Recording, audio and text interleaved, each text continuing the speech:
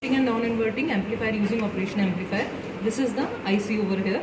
This is having dual supply plus VCC and minus V on 7th and 4th pin. Second terminal is your inverting terminal and third terminal is your non-inverting terminal. This is the point where you are going to apply the input from the function generator, and this is the point from where you have to take the output to the DSO. Okay, and this is your dual power supply for giving the input to the circuit. So this is your function generator. Positive terminal connect a lead and give an input to your positive terminal here and negative terminal to the ground. Okay, so that means you are giving the function input signal to the inverting non-inverting amplifier kit in the form of a sinusoidal signal, and output will be either inverted output or non-inverting depending upon what configuration you are using. Now after this we want to observe how the output is observed on the DSO. So this is the first channel of DSO. We'll connect this first channel of DSO on the same terminals because we now want to observe how your input is looking like. So for that we have output device, that is your DSO. So from here we'll be able to observe whether how we are getting the output. Okay. Then we want to apply this input only to the inverting terminal. So we'll take again this particular input and connect it to the inverting terminal input like this. So that means we are making it work as an inverting amplifier.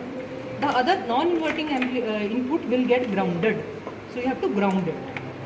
Clear? Now we want to observe the output. So for observing the output, we will have the second channel of the DSO. You want to see the circuit will work according to the logic applied, and now you want to observe the output. So where you will observe the output? On the second channel of the DSO on the output terminals. So here you will get the output observation. Now these dashed lines, these are not connected. So we will connect this particular and short these particular terminals.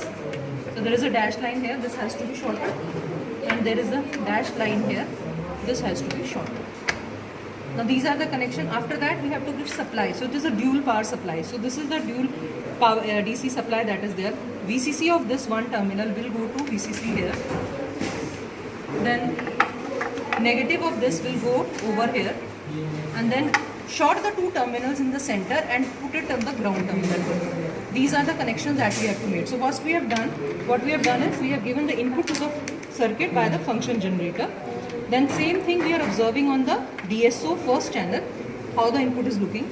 That very input we have given to the inverting terminal, the other terminal is grounded. Okay. So after that, these dashed lines you have to short RR